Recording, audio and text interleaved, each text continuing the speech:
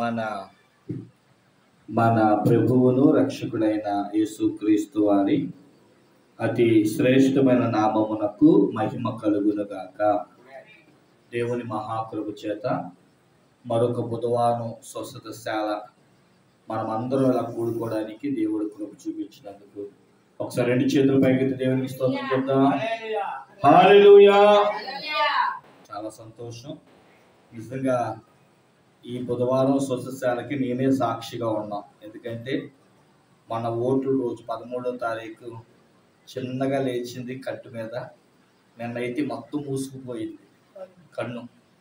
మరి ప్రార్థన చేసుకొని వచ్చిన టాబ్లెట్ వేసుకోగానే కొంతవరకు దేవుని కృప ఏంటంటే ఉదయం కాలం అయితే బాగా వాపు నొప్పి అయినా దేవుడు తగ్గించి చక్కగా నొప్పి లేకుండా చేశాడు.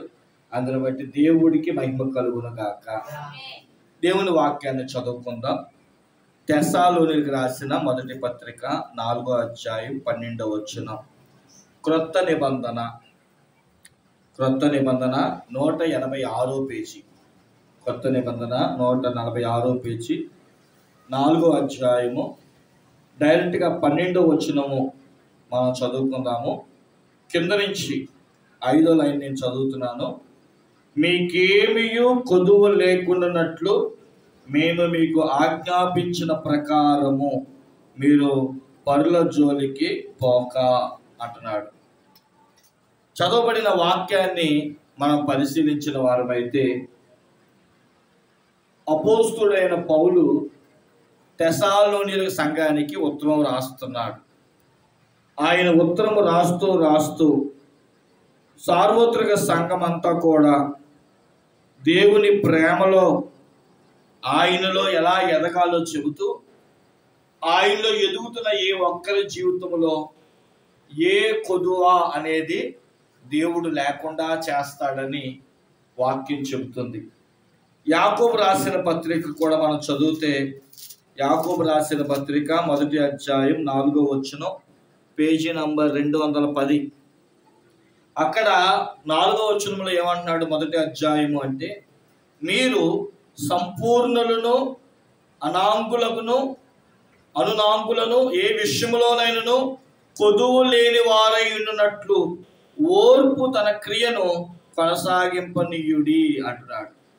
చూడండి, ఇక్కడ ఏ విషయములోనైనను కొదువు లేని వారై ఉండునట్లు. ఒకసారి మనం అందరూ ఆగి ఒకసారి ఆలోచిద్దాం. ఎవరైనా వచ్చి, అమ్మా ఇప్పుడు ఉంటున్న మీ జీవితంలో మీకేమైనా అవసరాలు ఉన్నాయా, మీకేమైనా కొదువులు ఉన్నాయా, ఇంకా చెప్పమంటారా, మీకేమైనా కావాలా అని అడిగాను అనుకోండి, ఏమనిపిస్తుంది? కొంతమంది మొహమాటం అయితే వద్దు అని అంటారు, కానీ ఇస్తాను అనేటప్పటికి ఎక్కడ లేనివన్నీ వస్తాయి. ఒకసారి కొన్నిసార్లు మన ఈ కొదువు అనేది మన ప్రమేయం లేకుండానే వస్తుంది. ఉదాహరణగా నేను కూడా ఈ అనుభవంలోనికి వెళ్ళాను, మీరు కూడా ఈ అనుభవంలో వెళ్ళే ఉంటారు. ఏమనంటే ఈ లోకంలో మనందరికీ కిరాణా షాపులు బాగా తెలుసు. కిరాణా షాప్కి వెళ్ళినప్పుడు ఏం చేస్తాం? ఒక లిస్టు రాసుకొని భార్య చెప్పింది కానీ పిల్లలు చెప్పింది కానీ ఇంట్లో ఎవరైనా ఏమైనా సరుకులు కావాలన్నప్పుడు తీసుకెళ్ళి అమ్మ ఈ సరుకులు అంట కట్టరా అంటాం. ఇప్పుడు సూపర్ మార్కెట్లు వచ్చేసినాయి, డీమార్ట్లు, బిగ్ బజార్లు. అలాగే ఇప్పుడు ఇలా మనం చూసిన వారమైతే ఇలాంటివన్నీ వచ్చేసేటప్పటికి మనమే వెళ్ళి సరుకులు తెచ్చుకోవాలి. ఓ బండి ఇస్తారు వీల్ చైర్ లాగా, ఆ దాంట్లో మనకు కావాల్సినవన్నీ బాస్కెట్ కానీ లేదంటే తోపుడు బండి కానీ ఇస్తూ ఉంటే సరదాగా తోసుకుంటూ వెళ్తూ ఉంటాం. నా మట్టికి నాకు ఎక్స్పీరియన్స్, మా ఆవిడ ఏదైనా 1-2 సరుకులు చెప్పింది అనుకోండి, ఆ 1-2 సరుకులకే కదా చక్కగా చూస్తున్నట్టు ఉంటుందని ఆ తోపుడు బండి వేసుకొని నిదానంగా వెళ్తే ఈ వస్తువు అయితే బాగుంటుంది కదా, ఈ వస్తువు ఇంట్లో లేదు కదా అని చెప్పి కొన్ని లేనివి కూడా కావాలి అనిపించేటట్లుగా వారు ఆకర్షింప చేస్తారన్నమాట. నేను ఆలోచన చేయండి, క్రైస్తవ జీవితంలో మనకున్న దాంపత్యంలో కానివ్వండి, మనం చేస్తున్న భక్తి జీవితంలో కానివ్వండి, ఏవైనా కొదువులు ఉంటూనే ఉంటాయి. ఆ మందిరం చూడు వాళ్ళు ఎలా కట్టారో మేము కట్టుకోలేకపోయాం, వాళ్ళు చూడు మంచి బట్టలు ఎలా ధరించారో మేము ధరించలేకపోయాం, వారు చూడు మంచి మంచి నెక్లెస్లు కొనుక్కున్నారు, మేము కొనుక్కోలేకపోయాం. కొన్నిసార్లు బయటకు చెప్పుకోలేకపోయినా మనసులో వాళ్ళలాగా నేను లేనే, వీళ్ళలాగా నేను కట్టుకోలేదే, వీళ్ళలాగా నేను తినలేకపోతున్నానే, వాళ్ళలాగా జీవించలేకపోతున్నానే అనే కొదువులు ఉంటూ ఉంటాయి. నేను అనుకుంటాను కొన్ని కొదువులు ఉంటాయి, అవి తీరకపోయినా పెద్ద నష్టం ఉండవు. కానీ కొన్ని ఉంటాయి, అవి తీరకపోతే పిల్లారా పెను ప్రమాదాన్ని దారితీస్తూ ఉంటుంది. కాబట్టి దేవుడు ఈరోజు మీకు వాగ్దానం చేస్తున్నాడు. అదేంటో తెలుసా? ఓ విశ్వాస బైబిల్ మిషన్లో ఉన్న వసంతవాడ గ్రామ ప్రజలారా, ఈ స్వస్థతశాలకు మీరు వచ్చారు కదా, మీకు ఏవేవి కొదువులు ఉన్నాయో అవన్నిటినీ కూడా మీకేమీ కొదువు లేనట్లుగా నేనే మీకు తీర్చబోతున్నాను అంటున్నాడు. దేవునికి స్తోత్రం చెప్పండి. హల్లెలూయా. ఒకసారి యేసుక్రీస్తు దగ్గరికి ఒక యవనస్తుడు వచ్చాడు, కుర్రోడు. అయ్యా సద్బోధకుడా, పరలోక రాజ్యానికి చేరాలంటే నేనేం చెయ్యాలి అన్నాడు. యేసుక్రీస్తు ప్రభువారు అన్నారు, నన్ను సద్బోధకుడాన్ని మీరు పిలవక్కర్లేదు అని చెబుతూ, సరే పరలోక రాజ్యానికి వెళ్ళాలంటే ఎలా వెళ్ళాలి అని అడిగావు కదా, మోషే చెప్పిన ధర్మశాస్త్రాలు ఆ 10 ఆజ్ఞలు పాటించు అని అన్నాడు. అయ్యా నేను ఇవి చిన్నప్పటి నుంచి చేస్తున్నాను. బైబిల్ చెప్తుంది, లోకాసు వార్త తీయక్కర్లేదు, మనకున్న వాక్య ప్రకారం 18వ అధ్యాయం 22వ వచనంలో ఆ వచ్చిన యవనస్తుడితో అంటాడు, అన్నీ చేస్తున్నాను అంటున్నావు కానీ నీకు ఒకటి కొదువుగా ఉంది అన్నాడు. ఏంటో చెప్పు ప్రభు అంటే, నువ్వు చిన్నప్పుడే మీ అమ్మ నాన్న కోల్పోయావు. ఆ కోల్పోయిన ఆ విధి విధానాన్ని బట్టి నువ్వు పెరిగిన ఆ సొసైటీ డబ్బు లేకపోతే మనుషులు చూడట్లేదు అని ఆలోచన చేత కసిగా చదివావు, కసిగా సంపాదించావు. ఈరోజు నీకు కావాల్సిన ఆస్తి ఉంది, కానీ నీ మనసంతా ద్వేషముతోనూ పగతోనూ కుట్రతోనూ నిండిపోయింది కనుక ఓ పంచి, ఏ డబ్బు అయితే నువ్వు సంపాదించావో ఆ డబ్బు పేదలకు పంచిపెట్టా. ఏమన్నాడండి? దేన్నైతే కసిగా సంపాదించావో, దేన్నైతే నేను సంపాదించాలని ధ్యేయాన్ని పెట్టుకున్నావో అదే దేవుణ్ణి చూడకుండా చేస్తుంది, మనుషులుగా చూడకుండా చేస్తుంది. నీకేదో జరిగింది అని చెప్పి దాని మీద కసి పెంచుకున్నావు, దాని మీద ఆరాటాన్ని పెంచుకున్నావు, కష్టపడ్డావు, నేను కాదంటలేదు. ఆ డబ్బు నీకు దేవునికి అడ్డుగా ఉంది. కాబట్టి నీ మనసు మారాలి అంటే పంచిపెట్టే గుణం నీకు రావాలి, పంచిపెట్టే అన్నాడు. బైబిల్ ఏం చెప్తుందో తెలుసా? వాడు డబ్బు మీద ఆశ కలిగిన వాడు కాబట్టి ఏసైనైనా విడిచేశాడు, కానీ ఏం విడవలేకపోయాడంట? డబ్బుని విడవలేకపోయాడు. నిజమే కదా, కొన్ని కొదువులు మనకు అడ్డుపడుతూ ఉంటాయి. యేసుక్రీస్తు ప్రభువారు చెప్తున్నారు, ప్రకటన గ్రంథం 2వ అధ్యాయం 3వ అధ్యాయం చదువుకుంటే 7 సంఘాలు ఉన్నాయి. 7 చర్చిల్లో 7 లోపాలు చూపించాడు. మొదటి చర్చి అంటాడు, నువ్వు మొదటిగా ఉన్నంతగా నువ్వు ప్రేమ ఇప్పుడు లేవు. ఒకప్పుడు దేవుళ్ళకి వచ్చినప్పుడు, అమ్మో దేవుని మందిరం, నేను పాటలు పాడాలి, నేను వాక్యం చదవాలి, నేను దేవుని వాక్యాన్ని వినాలి, నేను కూడా దేవుని కార్యక్రమం చేయాలి అంటూ ఎక్కడ సభ పెట్టినా ఎక్కడ కార్యక్రమాలు చేసినా ఉత్సాహంగా ఉండేవాళ్ళు కొత్తలో. మరి ఇప్పుడేమైపోయింది? రోజు పాడే పాటలేగా, రోజు చెప్పే అయ్యగారే కదా, రోజు వెళ్ళే మందిరమే కదా, పాటలు అయ్యాక చూడొచ్చులే, వాక్యం చెప్పినప్పుడు వెళ్ళొచ్చులే, చివరిలో వెళ్ళొచ్చులే, మనవలే కదా అంటూ ఏం తగ్గిపోతుంది? రోజు రోజుకి ప్రేమ తగ్గిపోతుంది అన్నమాట. ఇంకొక చోట అయితే విశ్వాసం తగ్గిపోతుంది, ఇంకోసారి అయితే నిరీక్షణ తగ్గిపోతుంది. అలాగే ఏ సంఘాల్లో చూసినా ఏదో ఒక కొద్దు, అంతా బాగానే ఉంది, కానీ ఒక లోటు కనబడుతుంది, ఒక ఇబ్బంది కనబడుతుంది.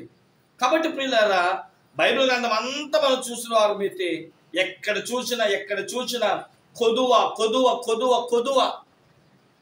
ఈరోజు దేవుడు ఎందుకో మీతో మాట చెప్పమన్నాడు, మీకు ఏవేవి కొదువులు ఉన్నాయో అవన్నీ కూడా నేనే మీకు తీర్చబోతున్నాను. దేవునికి స్తోత్రం చెప్పండి. యేసయ్య దగ్గర పాదాల దగ్గర నేర్చుకున్న భక్తులు మొంగమూరి దేవదాస్ దగ్గర ఒక పాట పాడారు. ఏమిటా పాట? నాకేమి కొదువా నాదోడుండా, ఇక నాకేమి కొదువా నాదోడుండా. ఎప్పుడు ఈ పాట పాడారు? దేవదాస్ అయ్య గారంట లూథరన్ మిషనరీలో అనాథ పిల్లలకి అన్నం వడ్డించేవాడిగా ఉండేవారంట. ఆయన ఒక రోజు అలాగ కొనసాగిస్తూ ఉంటే పైనుంచి రావాల్సిన డబ్బులు ఆగిపోయినాయి అంట. డబ్బులు రావడమే అంతంత మాత్రంగా మిగిలిపోయిందంట. పిల్లలకి వండి పెట్టడంలో చాలా ఇబ్బంది అవుతుందంట. పిల్లలకు వండి పెట్టడమే ఇబ్బంది అయితే మళ్ళీ ఈ డబ్బులు ఇవన్నీ కూడా ఇంకెంత ఇబ్బంది ఉంటే మీకు చెప్పక్కర్లేదు కదా. అప్పుడంట అక్కడ ఉన్న వాళ్ళందరూ కూడా కూడబలుకొని ఒక మాట అనుకున్నారంట, వచ్చిన 100 రూపాయల్లో 50 రూపాయలు మనం తీసుకుందాం, 50 రూపాయలు పిల్లలకి అన్నం కింద పెడదాం అని అంటే అయ్యగారు అన్నారంట, తప్పు, అంతా కూడా ఎవరికి పెట్టాలి? పిల్లలకే పెట్టాలి. మనకు వచ్చింది మనం తీసుకోవాలి, మనకి లేనిది మనకి రానిది మనము ముట్టుకోకూడదు. అప్పుడు వాళ్ళందరూ ఏమన్నారంటే, మాది మేము తీసేసుకుంటాం, ఇవి వచ్చిన దాంతో నువ్వేం చేసుకుంటావు చేసుకో, ఇచ్చుకుంటావు దాచుకుంటావు నీ ఇష్టం అని చెప్పి డబ్బులు ఇచ్చేసారంట. ఓ మాటలో చెప్పాలంటే ఆ డబ్బులతో 2 రోజులే భోజనం వస్తుందంట. ఆలోచించండి పిల్లలు. అయినా అయ్యగారు ₹1 కూడా దాచుకోకుండా ఆ భోజనాన్ని కార్యక్రమాన్ని జరిగించారంట. 3వ రోజుకి ఏం లేదు, భోజనం లేదు. ఆలోచన చేయండి ప్రియులారా.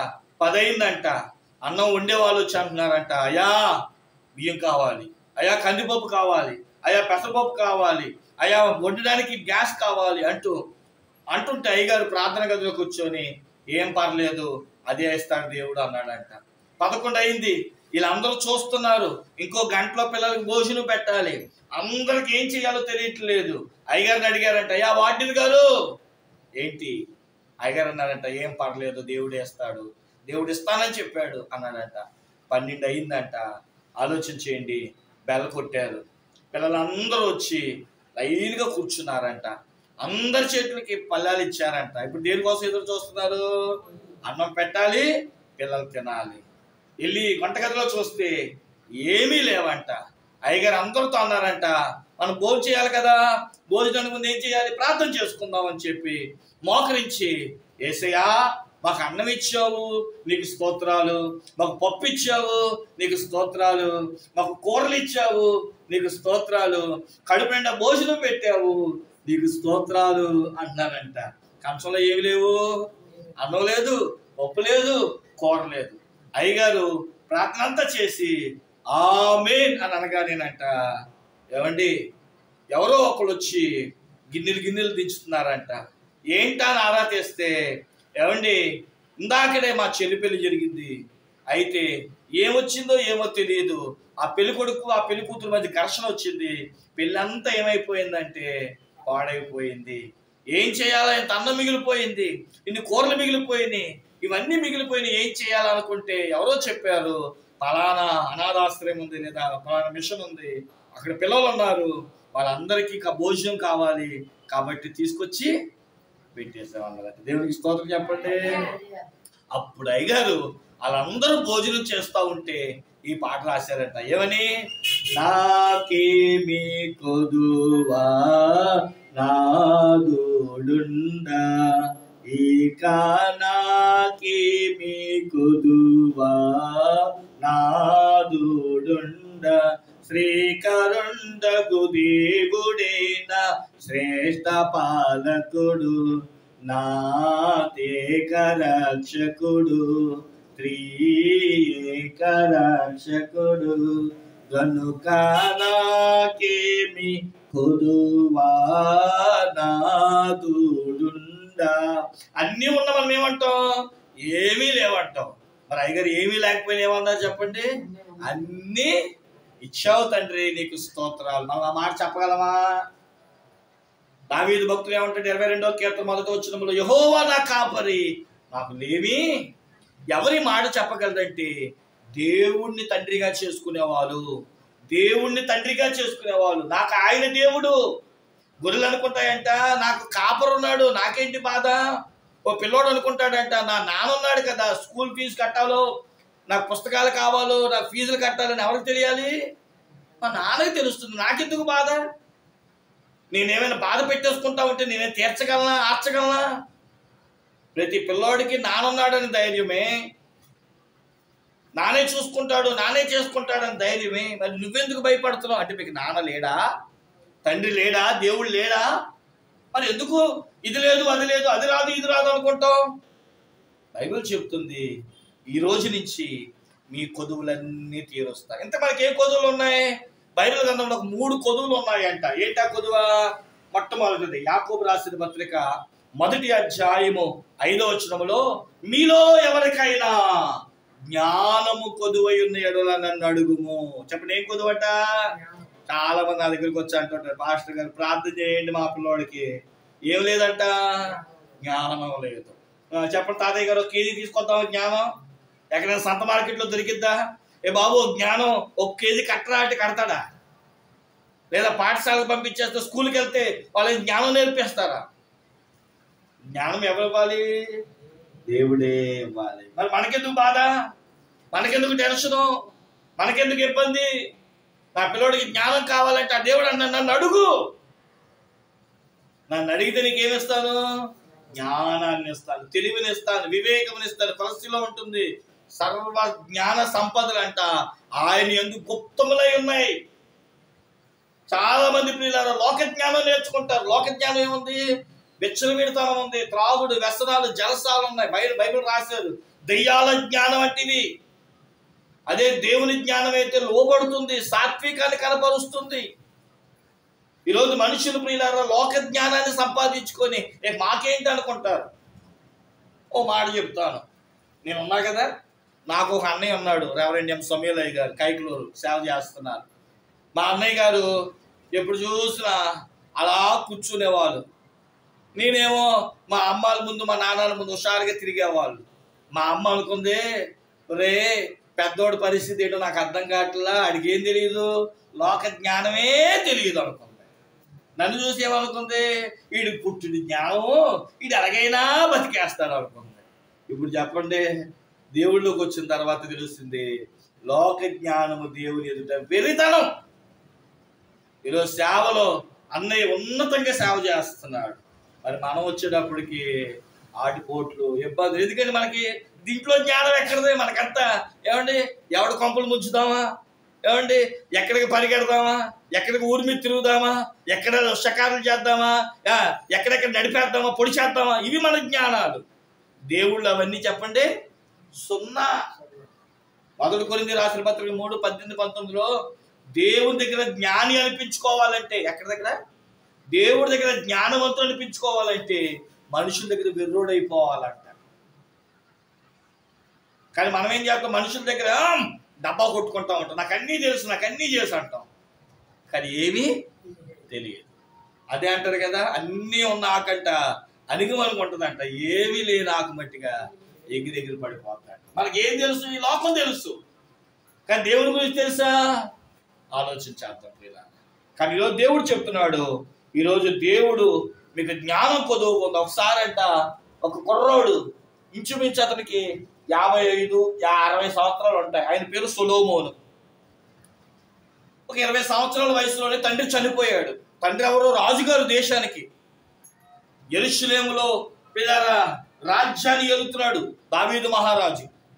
దేవుడు అన్నాడు, నా కుమారుడా, నా తర్వాత నువ్వు రాజు అవ్వాలి అన్నాడు. రాజు అవడం అంటే ఈజీ, దాంట్లో ఉంది. కానీ రాజు అయ్యే ముందు నువ్వు దేవుని మందిరం కట్టాలన్నాడు. బైబిల్ చెప్తుంది 47 సంవత్సరాలు దేవాలయం కట్టాడు. ఈయనకు 40. ఎన్ని సంవత్సరాలు అయినాయి? 67. ఈ 67 సంవత్సరాల తర్వాత దేవుడి దగ్గరికి వెళ్ళాడు, దేవుని మందిరాన్ని ఓపెనింగ్ చేశాడు. ఓపెనింగ్ చేయగానే దేవుని ఆత్మ దిగొచ్చింది. ఆ రాత్రి అక్కడే పడుకోవాలి కదా అని చెప్పి గుళ్ళోకి వెళ్ళాడు. ఆ రాత్రి ఆయనకు కల వచ్చిందంట. దేవుడు కనబడి, నీకేం కావాలి అబ్బాయి? ఆస్తి కావాలా, అంతస్తు కావాలా, లేదా చుట్టుపక్కల రాజ్యాల మీద నీకు జయం కావాలా, ఏం కావాలో చెప్పు అని అంటే ఆయనే అడిగాడు తెలుసా, అయ్యా రాజ్యాలది ఏముంది, డబ్బుదేముంది, ఆస్తి ప్రఖ్యాతులు ఏముంది, నలుగురు ఎవరైనా వచ్చి నాకు సమస్య చెబితే ఆ సమస్య తీర్చే జ్ఞానము నాకు లేదు. నాకు తెలుసు జ్ఞానం ఉంటే ఏమొస్తుంది? డబ్బు వస్తుంది, జ్ఞానం ఉంటే పేరు వస్తుంది, జ్ఞానం ఉంటే అన్నీ వస్తాయ్యా, నాకేం కావాలి? జ్ఞానం ఇవ్వండి. బైబిల్ గ్రంథం చెప్తుంది, సొలొమోను మహారాజు అంట జ్ఞానవంతుడు ఈ భూమి మీద అన్నారా. ఈయన పోటీగాళ్ళలాగా ఏం చేస్తాడు, నాకు అంతా జ్ఞానం ఉంది కదా అనుకుని ఒక్క అమ్మాయిని పెళ్లి చేసుకుంటే నేనేం మార్చగలను అని 300 మంది రాణులు పెళ్లి చేసుకున్నాడు అంట. చెప్పండి ఎంతమందిని? వాళ్ళ వెనకాల 700 మంది పనిగత్తులు వచ్చారంట. వాళ్ళు కూడా భార్యలే. ఇప్పుడు చెప్పండి ఎంతమంది భార్యలు? 1000 మంది భార్యలు వచ్చారంట. మనోడిని దేవుడి వైపు నుంచి తిప్పి పడేశారంట. కొన్నిసార్లు నేను జ్ఞానిని అనుకుంటాం. మన జ్ఞానం ఎందుకు పనిచేయదు? వెంటనే దేవుడి దగ్గరికి వెళ్ళి బుద్ధి తెచ్చుకొని సామెతల గ్రంథం, ప్రసంగి గ్రంథం, పరమగీత గ్రంథం రాస్తూ, మనుషుడా నేను నా జ్ఞానాన్ని ఉపయోగించి అది గొప్ప ఇది గొప్ప అనుకున్నా. ఏది వ్యర్థమో ప్రసంగి చదవండి, ఏది కావాలో సామెతలు చదవండి, దేవుడితో ఎలా ఉండాలో పరమగీతం చదవండి అని తన జ్ఞానం చొప్పున 3 పుస్తకాలు రాశాడు. ఈరోజు వాక్యం వింటున్న వాళ్ళారా, దేవుడు ఈరోజు మీ కుటుంబాన్ని ఎలా కట్టుకోవాలో, మీ దాంపత్యాన్ని ఎలా కట్టుకోవాలో, మీ ఆత్మీయతను ఎలా కట్టుకోవాలో, దేవుళ్ళు ఏ రకంగా జీవించాలో నా దేవుడు మీ అందరికీ పరలోక జ్ఞానం అనుగ్రహించునుగాక. ఆ జ్ఞానం ఉంటే చాలు. ఈ జ్ఞానమే ఉంది. దేవుని జ్ఞానం ఉంటే తెలుగుగాను సులువుగాను. బైబిల్ చెప్తుంది దేవుళ్ళు అంటే ప్రియులారా, మనము పాము వలె వివేకమును, పావురం వలె నిష్కపటముగా ఉండాలంట. పాము చూడండి ఎంతనట్టుగానే ఉంటుంది, దాని తోక పట్టుకోగానే ఏమైంది దానికి? అది దేవుని జ్ఞానం అంటే నీలో చురుకుతనం వస్తుంది. పావురం వలె మనము నిష్కపటులుగా మనం ఉండాలని బైబిల్ చెప్తుంది. సరే, మొదటిది జ్ఞానం కొదువుగా ఉన్న వాడికి దేవుడు ఏమిస్తాడంట? జ్ఞానాన్ని ఇస్తాడంట. రెండవది మనం చదువుకుందాం ప్రియులారా, కీర్తన గ్రంథం 34వ కీర్తన 9వ వచనంలో రాయబడుతున్న మాట చాలా గొప్ప మాట ఇది. సింహపిల్లలు ఏమి గలవే, ఆకలి కొనినను యెహోవాను ఆశ్రయించు వారికి ఏ మేలు కొదువై ఉండదు. ఏంటంట? సింహం అయినా సింహ పిల్లలైనా భోజనం చేయకుండా ఉంటదేమో కానీ దేవుణ్ణి ఆనుకునే వాడికంట ఏ మేలు కొదువై ఉండదు. మేలులు జరగకుండా ఉండవు. కీర్తన గ్రంథం 31వ కీర్తన 19వ వచనంలో ఎందుకు మనకి మేలు జరగకుండా ఉండమంటే, మన దేవుడు అంట మనకి మేలులు దాచిపెట్టేస్తాడంట. చెప్పండి, ఎలా వేస్తాడు? దాచిపెట్టడం అంటే, ఒక ఆవిడంట ఇంట్లో నువ్వుల ఉండలు చేసిందంట, పప్పు ఉండలు చేసిందంట, రవ్వ ఉండలు చేసిందంట. అంటే మీరు తెలిసే ఉంటుంది. ఆ ఉండలు చేసిన తర్వాత పెద్దోడు వచ్చి తినేస్తుంటే ఈవిడికి చిన్నవాడు అంటే ప్రేమ అంట. వెంటనే ఏం చేస్తుందంటే 4 ఉండలు సింగులో కట్టేసుకుందంట. కట్టుకున్నారు మీరు కూడా? కొడుకు రాగానే ఏం చేస్తారు చెప్పండి? ఆ సింగులో తీసి, ఇప్పుడు సింగులు ఎక్కడ దొరుకుతున్నాయిలే, డబ్బులు కూడా ఒకసారి ఇవ్వడానికి ఎక్కడ దాసేవాళ్ళం? ఇప్పటికి పొలం గారు సింగుల్లోనే దాస్తూ ఉంటారు. ఆలోచన చేయండి ప్రియులారా, సింగుల్లో దాచిస్తారు. అంటే ఏంటి? ఎందుకు దాచాం? అది దాచిపెట్టాం. నా కొడుకు రావాలి, నా కొడుకే తినాలి. కొన్నిసార్లు సిద్ధపరిచినవి డబ్బాల్లో దాస్తూ ఉంటాం, సిద్ధపరిచాం. రాగానే నా కొడుకు తినాలి అని దాచి పెడతాం అన్నమాట. కొన్ని మేలంట దేవుడు మనుషుల కోసం దాచిపెట్టాడంట, కొన్ని మేలేమో మనుషుల కోసం దేవుడు సిద్ధపరిచాడంట. మరి దేవుడిని కోసం ఏమేమి దాచిపెట్టాడో తెలుసా నీకు? దేవుడు నీకు ఏమేమి ఇవ్వడానికి ఇష్టపడ్డా నీకు తెలుసా? ఆలోచించండి. దేవుడి 1 కొరింథీ 2:9 ఉంటుంది, తను ప్రేమించే వారికంటే దేవుడు దాచిన మేలు కంటికి కనబడవంట, చెవికి వినబడవంట, మనిషి హృదయానికే అర్థం కాదు. మన దేవుడు ఎలా దాచిపెడతాడో మీకు చెప్తాను ఉదాహరణగా. మన ప్రసాద్ అమెరికా వెళ్ళాడంట. ఎక్కడికి వెళ్ళాడు? అమెరికా వెళ్ళి పోలమ్మ గారికి ఉత్తరం రాశాడు. మా అమ్మ అంతా బాగుంది ఇక్కడ, అసలు నువ్వు కూడా అమెరికా రారాదా అని. చెప్పండి, ఎలాగా? అమెరికా రారాదా? ఇదిగో నీకు కావాల్సిన టికెట్, ఇదిగో విమానం ఎక్కువ ఇక్కడ దిగు, పలానా రోజు నీ కోసం నేను ఎదురు చూస్తాను అన్నాడంట. పోలమ్మ గారు టికెట్ పట్టుకొని మన గన్నవరం వెళ్ళి ఎలాగ బస్సు కాదుగా, ఎయిర్ బస్సు అంటే విమానం ఎక్కిందంట. విమానం ఎక్కిన తర్వాత ఆ విమానంలోనంట ఒక ఆయన కూల్ డ్రింకులు తోసుకుంటూ వెళ్తున్నాడంట. సోత్న కానీ తీసుకోవట్లేదంట. ఒక ఆయన బజ్జీల బండిలాగా తినే పదార్థాలు తోసుకుని వెళ్తున్నాడంట. తింటలేదంట, అడగట్లేదంట, తింటలేదంట. ఒకవేళ చాక్లెట్లు ఇస్తున్నా తీసుకోవట్లేదంట. అప్పుడు విమానం దిగిన తర్వాత వాళ్ళ మనవడిని పట్టుకొని గుద్దుతుందంట. ఏరా ఎందుకు ఇలా గుద్దుతున్నావు అని చెప్పి మా అమ్మని అడిగితే ఆ మా అమ్మ అందంట, రే విమానం టికెట్ పంపించావు, 100 రూపాయలు కూడా పంపించచ్చుగా. విమానంలో చాక్లెట్లు అమ్ముతున్నారు, నా దగ్గర డబ్బు లేక తీసుకోలేదు. విమానంలో బిస్కెట్లు అమ్ముతున్నారు, నా దగ్గర డబ్బు లేక తీసుకోలేదు. విమానంలో సమోసాలు అమ్ముతున్నారు, డబ్బు లేక తీసుకోలేదు. కూల్ డ్రింకులు అమ్ముతున్నారు, చెప్పండి, డబ్బు లేక. ఆ మనవడు అన్నాడంట, ఓరి పిచ్చి మా అమ్మ, అన్నిటికీ కలిపి విమానంలో టికెట్కి డబ్బులు వేసావే, విమానం ఎక్కిన తర్వాత చెప్పండి కొనుక్కోవాల్సిన అవసరం వాళ్ళే అన్ని ఎత్తారు, నువ్వు తినడము తాగడమే, తినడము తాగడం. ఇప్పుడు చెప్పండి, ఈసారి మళ్ళీ నేను మా ఊరు వెళ్ళినప్పుడు ఏం చేస్తాను, ఇప్పుడు తినవలసినవి అప్పుడు తినవలసినవి అన్ని లొంగబెట్టి. ఇప్పుడు చెప్పండి, దేవుడు ఏం చేశాడు, మేలు దాచిపెట్టాడు. మనకి ఏం రావట్లేదు తీసుకోవడం, మనం ఏం చేస్తున్నామంటే పస్తులు అంటున్నాం. దేవుడిచ్చే మేలు తీసుకుంటే ఏమనుకుంటాడు అనుకుంటున్నాం. దేవుడు అన్నాడు, ఇవన్నీ నీకు ఉచితం అమ్మా, నీకు అన్ని ఉచితంగా ఇచ్చాడు. తినే చెట్టు ఉచితం, తాగే నీళ్ళు ఉచితం, పీల్చే గాలి ఉచితం, అన్నం ఉచితం, అన్ని ఉచితమే. కానీ మనమే కలుషితం చేసుకో. ఒకప్పుడు నీళ్ళు కొనుక్కునే వాళ్ళమా, ఈరోజు కొనుక్కుంటున్నాం. రేపు గాలి కొనుక్కుంటాం, ఇంకా ఎన్నో కొనుక్కోవాల్సిన పరిస్థితులు వస్తాయి. కాబట్టి గమనించండి ప్రియులారా. కానీ దేవుడు మనకి ఏం చేసి పెట్టాడంటే అన్నిట్లో మేలును చేసి పెట్టాడు. ఆ మేలును మనము తెలుసుకొని పొందుకోవాలి ప్రియులారా. చివరి మాట చెప్పి ముగించేస్తాను. న్యాయాధిపతుల గ్రంథము, ఈ మాట చెప్పి ముగించేస్తాను, 18వ అధ్యాయము 10వ వచనం. న్యాయాధిపతుల గ్రంథం 18:10. ప్రతి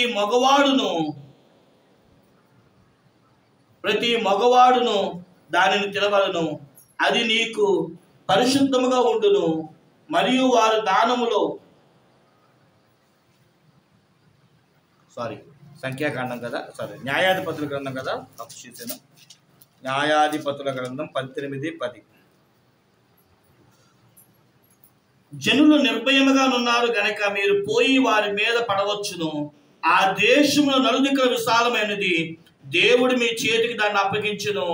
భూమిలోనున్న పదార్థములలో ఏది అచట కొదువు లేనిది. దేవుడు మనలను ఆశీర్వదించాడు. చెప్పండి, ఏం చేశాడు మనలను?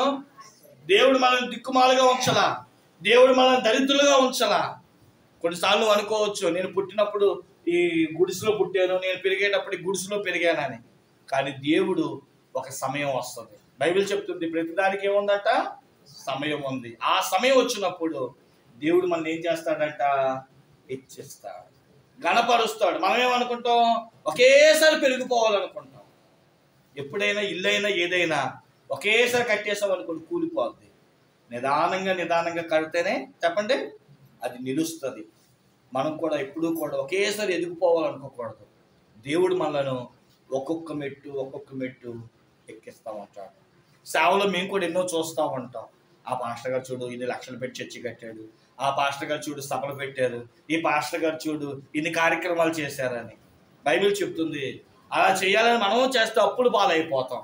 అలా చేయాలనుకుంటే చెప్పండి, పులిని చూసంటే నక్క వాతలు పెట్టుకున్నట్టు ఉంటుందంట. కానీ మన దేవుడు ఎవరో తెలుసా, అంచులంచులుగా హెచ్చించేవాడు. నా మట్టికి నేను అనుకుంటాను, అసలు వీరమ్మగుంట ప్రాంతంలో సేవ చేసినప్పుడు నేను అసలు ఎవ్వడికి తెలియదు, నేను ఎప్పటికీ అభివృద్ధి చెందను, మాది చిన్న సంఘం, నేను ఎవరికి తెలియదు అనుకున్నా. కానీ ఏమంటే 2011లో దేవుని సేవకు వచ్చాం, 2024 ఈరోజు పెదపాడు మండలంలోని దేవుడు ఒక ఉన్నతముగా మార్చాడు. దేవునికి స్తోత్రం చెప్పండి. ఆశీర్వాదకరంగా మార్చాడు. ఒక ఆయన అన్నాడు, దేవుడు మిమ్మల్ని దీవించకపోవడం ఏంటండి, వసంతవాడ మందిరం కట్టుకున్నారు, వీరమ్మగొండ మందిరం ఉంది, అలాగే సొంత ఇల్లు ఉంది, ఈదులగుంటలో కూడా మందిరం కడుతున్నారు. దేవుడు మిమ్మల్ని ఏం చేస్తున్నాడు, హెచ్చిస్తున్నాడు. కానీ మనమేమనుకుంటాం, ఇది షెడ్డే కదా, ఇది రేకులే కదా. ఒకసారి బయట చూడండి, నీకంటే అయోగ్యులు చెట్టులో పుట్టలోను పరసాల కింద దాక్కున్న వాళ్ళు ఉన్నారు. అంతకంటే దేవుడు మనల్ని భేదస్థితులేమి. కానీ ఒక మాట చెప్తున్నాడు, అంతకంటే నిన్ను ఆశీర్వదించే రోజు. మా అమ్మ నాతో మాట ఉంది, అరే 2016లో నిన్ను నేను వీరమ్మగుంట పంపించేస్తున్నాను రా, కైకలూరు నుంచి, తింటాకి తిండి లేకపోతే నాకు ఫోన్ చేయరా, బియ్యం మూటైనా పంపిస్తాంట నాన్న చేత అనేది. ఈరోజు దేవుడు ప్రియులారా, తింటాకి తిండి లేదని కాదు, అనేకులకు భోజనం పెట్టే కృప దేవుడు మనకి ఇచ్చాడు. దేవుడికి స్తోత్రం చెప్పండి. మన మా వాళ్ళు ఒక మాట అంటున్నారు, అదేంటంటే పాస్టర్ గారు ఒక ఆయన మీటింగ్ పెడుతుంటే భోజనాలకి ఎత్తుక్కుంటున్నాడండి, కానీ మీరేంటండి మీటింగ్ అనగానే ఏం పెడుతున్నారు, భోజనాలు పెట్టేస్తున్నారు. ఎందుకండి బావగారండి అంటున్నారు. ఎందుకు ఈ మాట చెప్తున్నానంటే మన దేవుడు ఎవరో తెలుసా? మనల్ని హెచ్చించే దేవుడే. ఈరోజు మన స్థితి కొంచెమే ఉండొచ్చు, కానీ దేవుడు కొదువు చేయడండి. ఈ వాక్యం వింటున్న నన్ను దీవించాడు, చెప్తున్న నన్ను దీవించాడు, వింటున్న మిమ్మల్ని దీవించబోతున్నాడు. మన దేవుడు అంట ఒకటి జ్ఞానాన్ని కొదువు ఉంచడంట, రెండోది మేలు కొదువు ఉంచడంట, మూడోది ఆశీర్వాదాన్ని కొదువుగా ఉంచడంట. ఇప్పుడే దానిని ఆయన కలువరి శిలువ ద్వారా దీవించి ఆరోగ్యవంతులుగాను, ఆశీర్వాదములకు ప్రదాతలుగాను, అనేకులకు దీవెనకరముగాను ఆయన కలువరి శిలువ నుండి దేవుడిని దీవించబోతున్నాడు. ఆ దీవెనలను మనం అందరము స్వతంత్రించుకునే కృప దేవుడు మనందరికి అనుగ్రహించును గాక.